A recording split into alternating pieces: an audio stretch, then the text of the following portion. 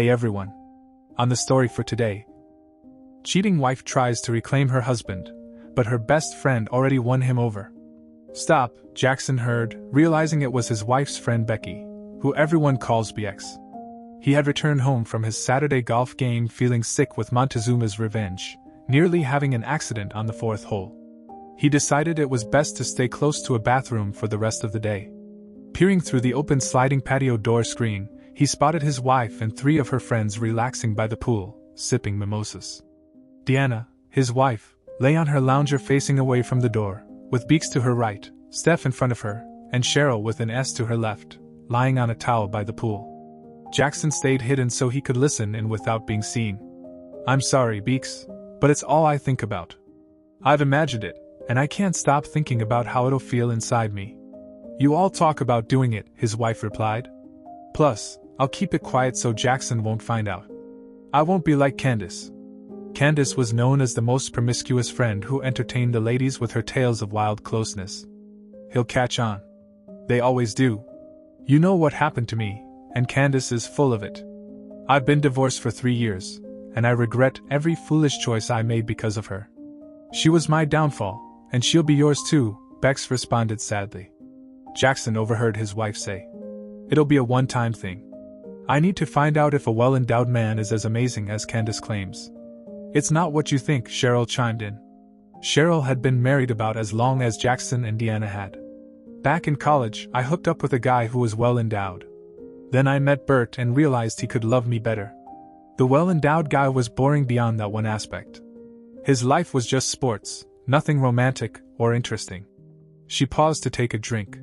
That was all there was to him. Steph, who's never been married, warned. I told you when you wanted to hang out with us on girls' night, not to fall for any guy you might dance with. They go to clubs looking for closeness, not a dance partner. And now you've started something with this guy. Like it or not, you're seeing him. I'm not seeing him. We just have drinks, dance, and fun, Deanna responded, hesitating. Until last night. He's been bragging about his size and wanting to sleep with me. I resisted until he showed me, and now I can't stop wanting him. She grinned. Just thinking about it turns me on. Beeks leaned closer to Deanna with a serious tone. Listen, Candace isn't living some dream with amazing closeness every night. She's lonely, just like me. I can see you're on the same path. I'd do anything for a guy like Jackson. He's kind, successful in his business, and a great dad. Standing up, she wrapped her towel tighter. If you let Jackson go, I'll do whatever I can to be with him. Deanna looked at her friend earnestly. I need to do this just once, and that's it. Beeks replied with a sad look. It's never just once. I've been there, I know. Jackson's stomach troubles were forgotten as he listened intently to the conversation. Anger surged through him. His wife, his partner for over 2 decades, was planning to sleep with some guy she met at a club. That's absurd, he thought. In a burst of fury, he forcefully pushed the screen door off its rail as he stomped over to the poolside. Deanna felt a strong grip on her arm, pulling her up abruptly. She turned to see her husband's enraged face, visible to all the women. With a swift motion, he yanked her wedding and engagement rings off her left hand. My rings, she exclaimed. There, you're not my wife anymore, so go be with your lover tonight. His rage boiled over as he flung the rings over the roof toward the street. Go to your big tool boyfriend. Trembling with anger, he continued. I heard everything. I knew you weren't being faithful on girls' night, but I can't believe you have a serious relationship with some loser you met at a bar. Deanna collapsed to the ground in tears. Steph was the first to stand, attempting to calm Jackson. Take it easy, Jax. Deanna hasn't really done anything that wrong. That's nonsense, he retorted. To heck with all of you. You knew what would happen when you started taking her out with you. Especially you, Steph, he pointed accusingly at her. Since you're all here, you can help this woman pack her things and get out of my house now. Cheryl flashed her manipulative smile. Come on, you don't mean that.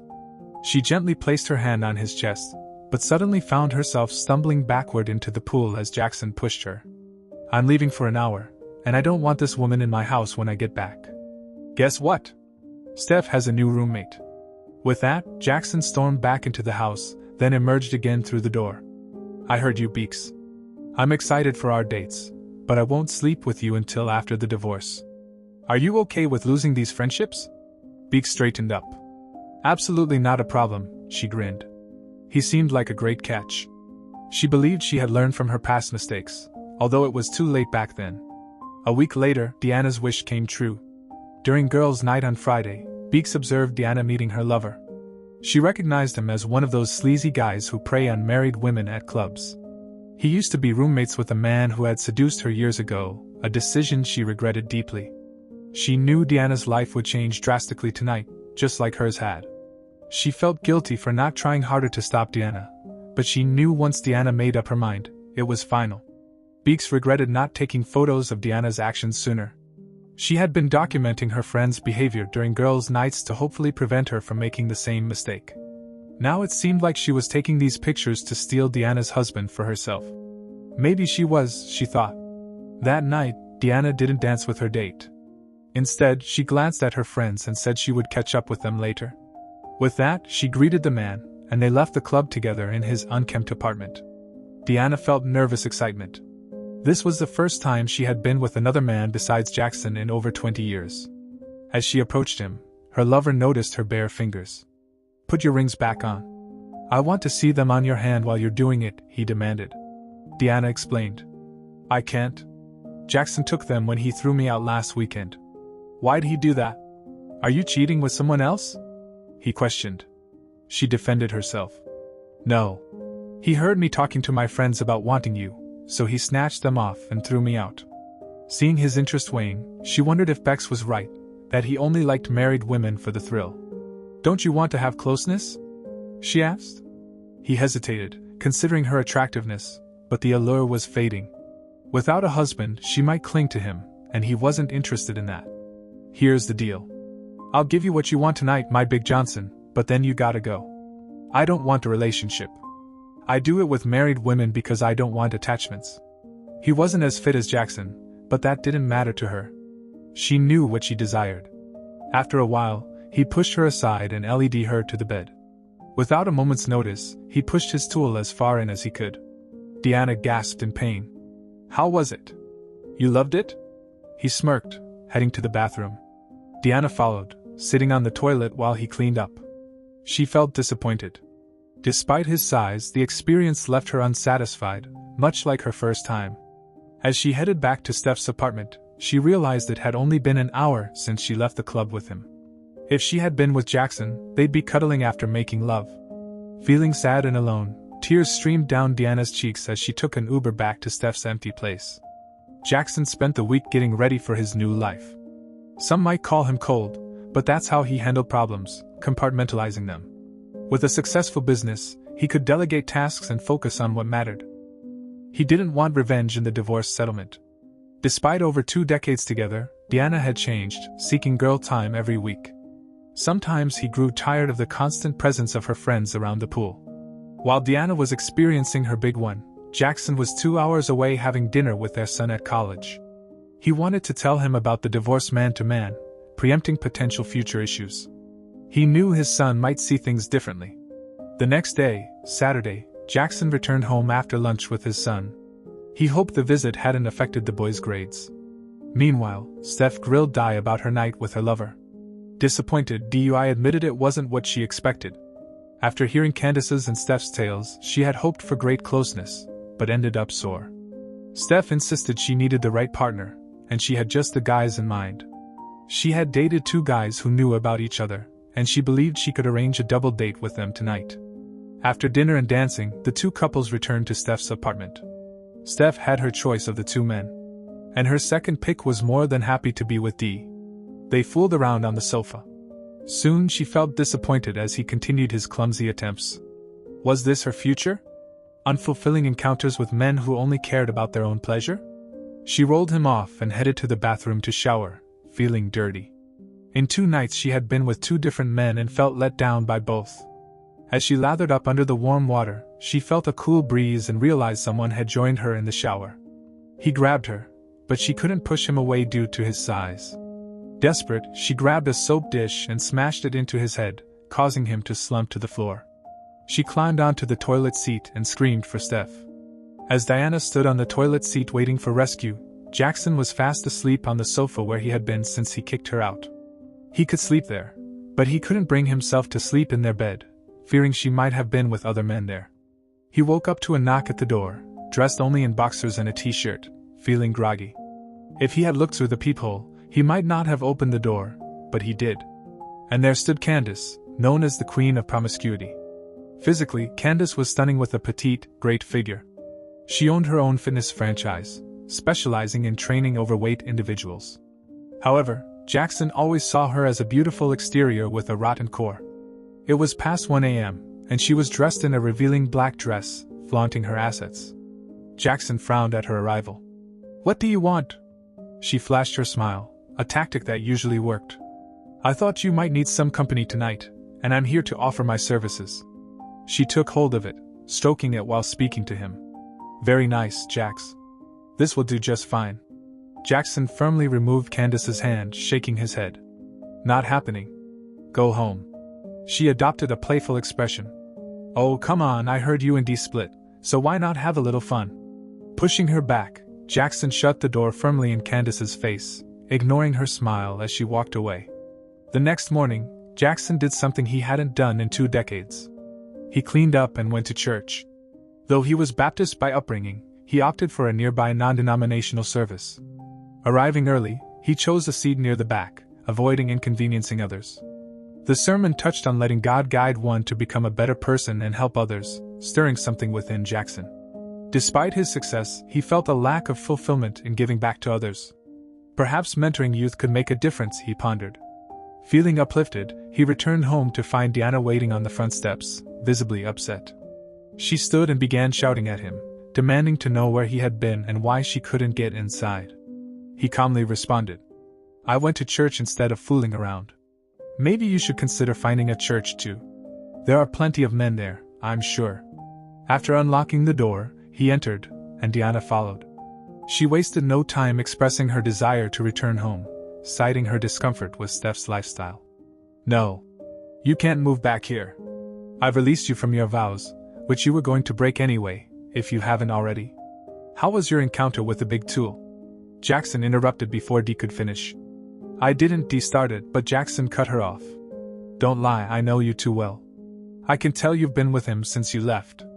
Dee remembered when Jackson warned her about going to girls' night with her friend last year. He had made it clear it would lead to infidelity sooner or later. She didn't want to admit he was right. He emphasized that it was wrong for married people to act single, as it could jeopardize his business. As Dee tried to hug him, he stopped her. "Tomorrow, I'll have Tracy, my new assistant, send you a list of affordable apartments. You can take the bedroom, furniture, and anything else you need." Tears streaming down her face, Dee pleaded, "I can't survive on my own. You have to help me." Jackson remained resolute. "You didn't have to work, I make enough money, but you insisted on a job, yet you've saved nothing. You spend your entire paycheck immediately. That has to change. As a divorcee, you'll need to manage your finances. Many families live on less than what you earn." He escorted her to her car. "You'll be served on Wednesday at work unless you prefer to visit a BS office on Tuesday for a quieter serving." DY received the papers at work on Wednesday, still hoping Jackson wouldn't go through with the divorce. She'd been with him for over 2 decades and usually got her way, but she was learning that a Jackson who loves you is different from a Jackson who chooses not to love you. Wednesday night, alcohol flowed at Cheryl's house as the girls gathered to cheer up Dee with too much booze and no food. Candace arrived with more alcohol, unaware of the somber mood. "I didn't know this was a party." As they drank more, tongues loosened and Candace revealed her intention towards Jackson. The drunken ladies burst into laughter. Cheryl chimed in. "Beeks has dibs on that." Candace stood up, running her hands down her figure. "Does she think her mommy bod can compete with this, confessing her failed attempt to seduce Jackson?" Candace remarked. "What were you thinking, Dee? Your man's got a nice tool." "I grabbed it. I know quality when I feel it. Maybe I'll marry Jax. I wouldn't have to work. Just keep him satisfied and I'd live the good life," she smirked. "Or maybe I'll marry him, enjoy him for a bit, then divorce him. You know I can't stay faithful." Diana was starting to grasp the gravity of her actions for the first time. As DY continued drinking, Jackson greeted Beeks and her kids at the front door, holding a casserole dish. "Thought you might need a friend tonight." They dined on the patio, discussing Jackson's feelings since he asked Dee to leave. Meanwhile, Beaks's children played basketball in the backyard. I'm sure you know the others are with her now to help her cope with being served today. I chose to be here with you instead. Thank you for being there for me, Jackson expressed his gratitude. Beaks didn't stay long as her children had school the next day. Before leaving, she gave Jackson a gentle kiss on the lips. He smiled as they parted, a kiss filled with temptation that lingered just the right amount of time. Between 1:30 a.m. and 2 a.m., Jackson was awakened by a drunken call from Deanna. She alternated between crying and cursing him, questioning his love for her. To Jackson, it seemed DY didn't love him enough to avoid going out to clubs and engaging in who knows what activities. After her third call, he turned off his ringer, deciding to talk to her once she sobered up. Tomorrow at 11, Jackson dialed her number, but she didn't apologize for the drunken calls from last night. He questioned why she hadn't returned Tracy's call about the apartments she found. Ignoring his question, she expressed her desire to return home. No, our marriage is done. Since you've been with other men, you couldn't even wait until you were served before seeking another guy. I hope it was worth it a whole week, and you couldn't resist trying out other men. There was a knock at the door, and Jackson saw Beaks holding a paper bag. He gestured to wait as he finished the call. Deanna, you wanted other men, so I'm giving you the single life you seem to want. Sign the papers. If you don't meet with Tracy tomorrow, I'll pick an apartment for you. I'll cover the first 2 months' rent. That's it. Gotta go. Beaks just brought me lunch. He hung up. By 6 o'clock in the evening, Stephanie was fed up with Di's complaints. Girl, you've got to face reality. Beaks isn't stealing your man. Let's be real. You wanted that guy's bigger tool, and you got it. But what did Jackson get? He realized he can't give you what you want after 20 years of marriage. Sorry, but no man wants that. The Jackson I know won't take you back. Deed. I didn't want to hear it. But you didn't stop me. Steph gave her a look. Why would I? When you want something, you go for it. That's who you are. And besides, I'm no ST. You messed up. And now you want Jackson to act like it never happened. Be glad he doesn't know everything you've done. Change into something better. Let's cheer you up. 2 weeks had passed, and DY had experienced disappointment with several new partners. On Monday evening after work, Bert and Cheryl accompanied DY to the apartment Jackson had arranged for her. He had furnished it with her favorite master bedroom set and items from their home. The place was freshly painted, cleaned, and even the fridge was stocked. Bert, being the good husband, carried DY's clothes inside, as Cheryl requested. He hung up the clothes that needed it, and opened the plastic tubs containing folded items. Later, he returned with food, and they all spent the evening together to keep DY company on her first night there.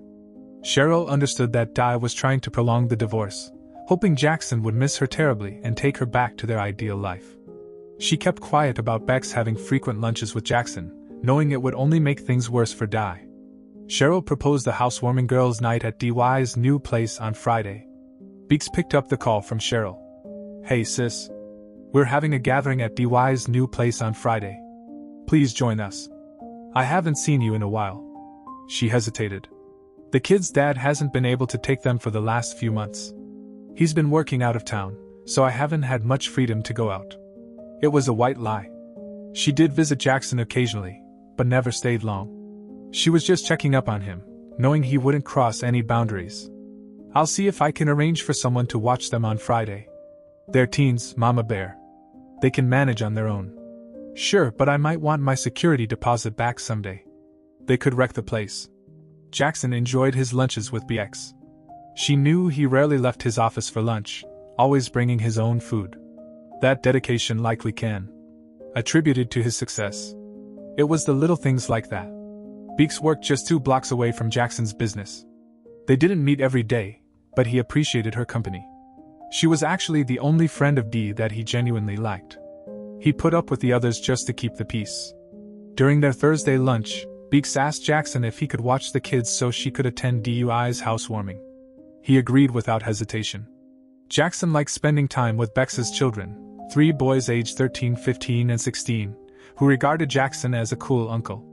They played basketball together, which helped fill the void left by not playing with his own son. Beaks didn't need to drop off the kids because Jackson picked them up and took them to the batting cages and go-kart racing.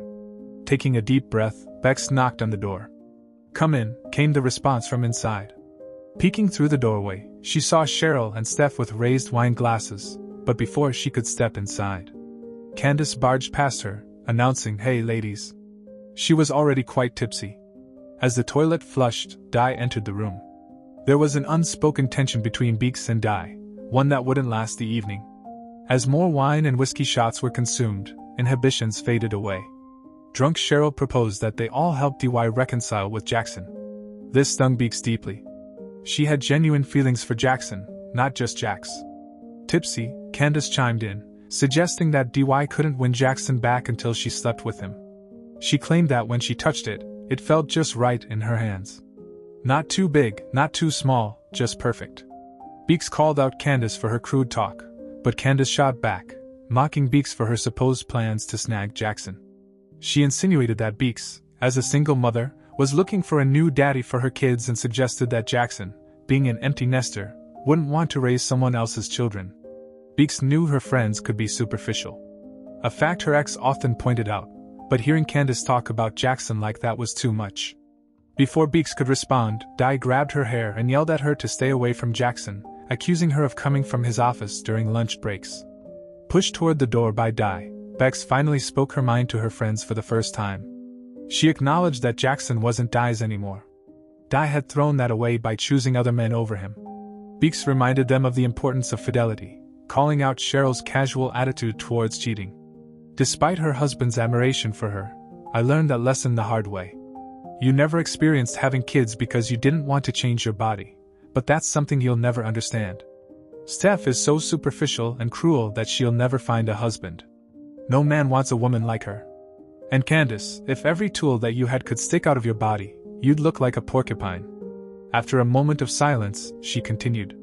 I've been holding back on pursuing Jackson, trying to give him space, but not anymore. I'm going after your husband, Dee. Once he's mine, he won't even remember any of you. Finding a good husband is tough, but he'll never regret being with me. I guarantee that. With that, she slammed the door and left. Beeks drove home and sat in her empty apartment for a while. Her boys were with Jackson and she didn't want to be alone. She decided to call Jackson. He told her to come down as they were scheduled for the batting cages soon. He joked about his sore butt from the go-karts. She found Jackson and her kids at the batting cage. She sat on the benches outside while her older sons played. Jackson was coaching her youngest. She smiled as she watched them bond. Jackson grinned when he noticed her watching. He motioned for her to join them inside. Without saying a word, he handed her a batting helmet. She initially declined, but her kids insisted. Standing with the bat on her shoulder, she swung at the pitches, missing each one. Jackson stepped behind her, adjusting her stance. She felt his presence close behind her. He guided her through the next pitch, and to her surprise, she made contact. Not a hit, but not a miss either. With Jackson's support, she felt safe, and her heart raced with anticipation. She never quite managed to hit the baseball right, but it was the most enjoyable time she'd had in years. Laughing until tears rolled down her cheeks, she knew this night would always hold a special place in her heart as the moment she realized she loved Jackson. Following Beck's car back to her apartment, Jackson wore a wide grin. Despite her insistence that he didn't need to follow them home, he was happy to help wrangle her boys and their belongings into the apartment. The next morning, he casually asked if she'd like to grab breakfast together, and she eagerly agreed. On his way back home, Jackson got a text from Bert informing him that the girls had ended up in the drunk tank after causing traffic trouble while clubbing. He decided they needed a lesson and opted not to bail them out, especially if Diana was driving with a DUI. Their insurance rates would skyrocket. Over breakfast, Jackson and Bex continued to connect as a couple. Beeks recounted the events of the previous evening at Di's place, including her confrontation with the girls. Jackson chuckled, realizing why she left early, and secretly hoping it was for him. It felt selfish, but everyone desires a bit of attention sometimes. Wanting to be upfront, Jackson confessed. Last night, holding you at the batting cages felt right. Maybe you felt it too, Bex nodded, admitting. I felt safe and cared for. Her cheeks flushed. To be honest, I've had a crush on you for years, but now I think I'm in love with you. I know you're married, but I'll wait for you as long as it takes. Reaching into her handbag, she retrieved an envelope. I know my past and I understand if you have doubts, but after you asked Dee to leave and I told you I'd do anything to be with you, I knew I needed to show my commitment. I got an STD test the following Monday to prove I'm clean. I haven't been intimate with anyone in over a year, being completely honest. He admired her honesty. Becky, I've seen you make mistakes, and I was there during the tough times before your divorce. I've always known you to be a good person, but I couldn't understand why you kept going out at night, especially when it led to your divorce. She glanced down. Right now you might not get it, and I hope you never have to, but when you're divorced with kids, you don't get to go on dates. But you still want to feel wanted, even if you know you're not someone's forever. A woman needs to feel desired, and I wanted closeness. It's as simple as that. Looking back up, she continued. But I learned from that. Being a good mother became more important than hooking up. I thought that if I improved myself, maybe I'd attract a better kind of guy. Why did you let Diana join you on your nights out? He inquired, knowing she'd be honest. Reaching across the table, she took his hands. I tried to stop her, but once she sets her mind to something, it's happening. Even though I wasn't planning to leave with a guy, I felt I needed to be there to prevent her from making the same mistakes I did. He grinned at her. You're not too great at that job. As they held hands, he spoke sincerely. I feel like we have a connection. And when I said I'd date you that day on the patio, I meant it. You've always been the best of her friends, and I enjoy our conversations. I look forward to our lunches and calls. You keep me in check when I'm being dumb, and you always make me laugh. Plus, you're a fantastic mom. Beeks appeared concerned as she spoke. Since we're being honest, I feel the same way. But look at me. I'm not like the others. I don't go to the gym. They criticize my mom, bod. I don't have the money for that. It's tough to feed 3 teenage boys on my income. Child support barely covers their food expenses. He gently squeezed her hands. You look fantastic with your pretty and curvy figure. I really like curves, he said, grinning mischievously. I can't wait to see more of them. The server brought their bill and grinned as she overheard their conversation. He grabbed the check from the table as they got up. Turning to her, he asked, Do you have any plans for today? Bakes leaned into him, giving him a light kiss. Well, there's something I haven't done in a long time. It's been like over a year. In his boxers, Jackson stood in front of his bathroom mirror, feeling nervous. He was about to be close with a woman other than his soon-to-be ex-wife for the first time in over 25 years. After discovering Dee's infidelity, he felt insecure, but he found BX incredibly attractive. His dad would have called her a woman with curves in all the right places. Taking a deep breath, he opened the door. He expected to find her waiting for him on the bed, but she surprised him by being under the covers, with them pulled up to her chin. Jackson was slightly disappointed. He had wanted to unwrap her. As he pulled back the covers and joined Beeks in bed, he expressed his desire. You can unwrap me another time, she said softly. This is new for me, and I want to feel more comfortable. I don't want you to be disappointed in my body, Jackson reassured her. You can never disappoint me with your body. Regardless of how my ex looks, she looks that way for herself, not for me. I've always been turned on by curvy girls. He trailed his hand along her curves, from her hips to her plump bottom. Candace was right. It was a good size, thick, and just the right length, which made her smile. It wasn't like in the movies, but it was above average. For a moment, she thought of Dee. Thanks, Dee, for thinking you could find better than this. That was amazing, she said, a tear forming in her eye. It had been too long since she experienced something like that. Actually, she had never experienced anything quite like that before. Her ex and most of the men she'd been with since the divorce never made an effort to please her. As they lay together, Jackson held her close, cherishing the moment. He felt like a real man again. He hadn't realized how much Diana had affected him until now, but he knew it had left its mark. They drifted off to sleep in each other's arms. When Jackson woke up first, he gazed affectionately at Rebecca. His perception of her had shifted. Beeks was Diana's friend, but Rebecca was a mature woman he might be falling in love with. He enjoyed her company and cherished spending time with her and her boys. He hadn't realized how much he missed being a father figure. Rebecca, he said for the first time. I'm not sure where this will lead, but I don't want to be with anyone else but you. I don't want to assume you feel the same, but I hope you do. She kissed him back warmly. I'd love that. Rebecca's smile faded when she noticed the time on the alarm clock. Oh no, it's past 1. The boys must be worried. Jackson got out of bed and got a glimpse of her body for the first time, and he was pleased. Despite any insecurities she might have had about her weight, he found her perfect. "Can I use your shower?" "Sure thing," he replied, briefly considering joining her in the shower, but realizing that being a responsible mom was a priority. "I'd like you to bring the boys back in a couple of hours. I want to make sure they're okay with me dating their mom," he requested. She smiled appreciatively at his thoughtfulness. Upon Rebecca's return with her sons, Jackson had burgers grilled and a table set with potato salad, beans, and condiments. After they finished eating, Jackson took the boys aside while she cleaned up the table mess. They gathered around the fire pit. "Boys, I want to have a serious talk with you.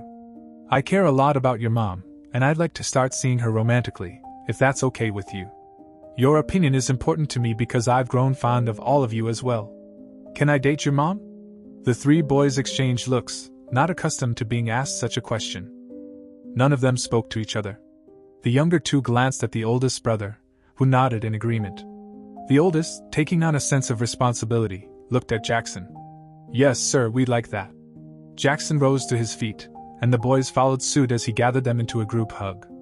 As they hugged, Jackson heard the youngest ask, "Are you going to be our new dad?" He hugged them tighter. "If that's what you want, I'd be honored." Rebecca got emotional as she watched the scene unfold. Her boys needed a positive male influence in their lives just as much as she did.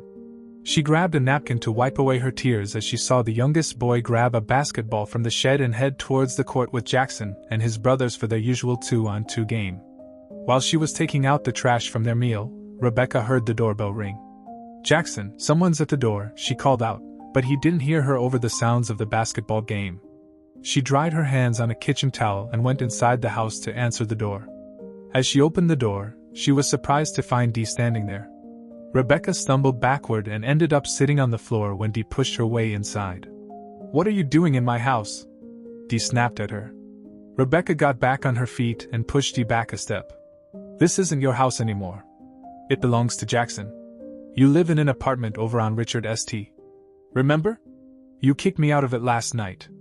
Ignoring her, Dee brushed past Rebecca, searching for Jackson. "Where's my husband? I've been in jail all night. He should have come to bail me out." Rebecca stepped in front of Dee, confronting her face to face. "Why do you think he would bail you out of jail? He's my husband." "It's his job," Dee insisted. "No, it's not his job to bail you out of jail for public intoxication. It's your responsibility to stay out of trouble," Rebecca said firmly, growing frustrated with her old friend. As Dee searched through the rooms, Rebecca followed her, determined not to let her get away with whatever she was planning. "I know why you're here, but it's not going to work. You pushed him away, and I tried to support him so he wouldn't end up like my ex did, spiraling into darkness." She stood with her hands on her hips, meeting Dee's gaze directly. "You're in the same spot I was 3 years ago. You messed up and lost your husband because you did things a married woman shouldn't do. Now you'll face the consequences. Loneliness hits hard. Every night you'll come home to a cold, quiet apartment, missing the sounds of a loving family. I was lucky I had my kids, but your son's grown and your husband's leaving you. It's going to be tough being lonely in 45, spending weeknights at home, waiting for the weekends to find some man, any man to keep you warm." DUI stared back at Beeks. Rebecca went on, offering some dating advice. "Sure, you might find guys with bigger tools, but from what I've seen, they're too focused on themselves and their tools to offer anything else to a woman besides the act itself. They often struggle to keep jobs or have issues at work because they're chasing other women. They're only good for a quick act.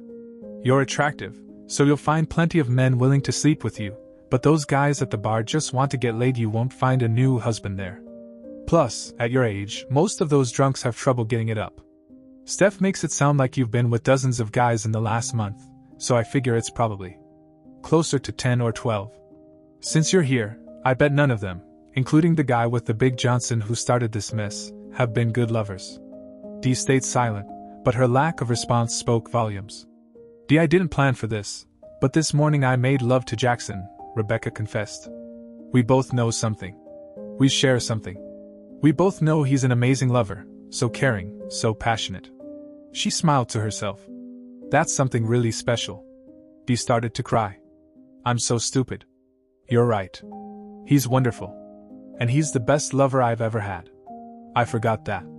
I thought I could have an adventure he'd never find out about and experience something better. That once-in-a-lifetime kind of closeness. She paused, her voice dropping.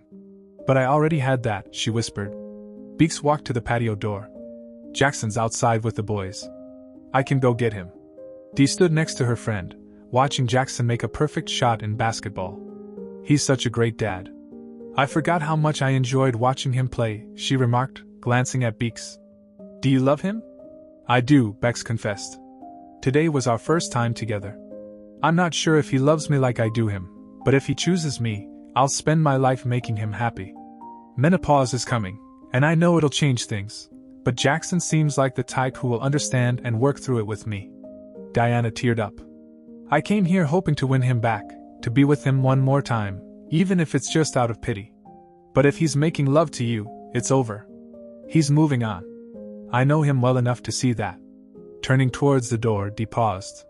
Let him know I'll get a lawyer and sign the papers. Rebecca later informed Jackson about Dee's visit and the impending legal proceedings. He helped her and the boys get ready to leave. Before they drove off, he kissed her gently and closed the car door. 7 months later, Dee requested a brief meeting with Jackson and his attorney before their court appearance. Jackson understood Diana needed closure. She apologized for her selfishness and resentment, admitting she'd forgotten how amazing he was. She regretted spending time with the girls, knowing he never approved. Diana, I tried to warn you that married women can act single. I knew you weren't faithful on girls' nights. People saw you, even if you didn't notice. I received pictures and messages over the years, but I ignored them because I loved you. But enough was enough. When I heard you planning to cheat, I knew it was over. If you didn't want me, you could have someone else, but I won't tolerate disrespect anymore. He rose to his feet. Take care, Diana.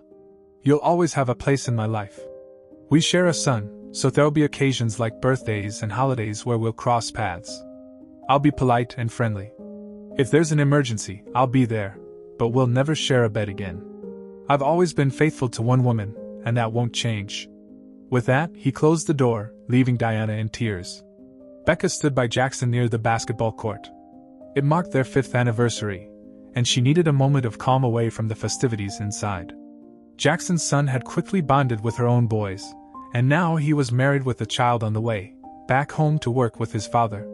Her eldest had graduated recently, and was eager to start his own business. The middle one had pursued plumbing after trade school.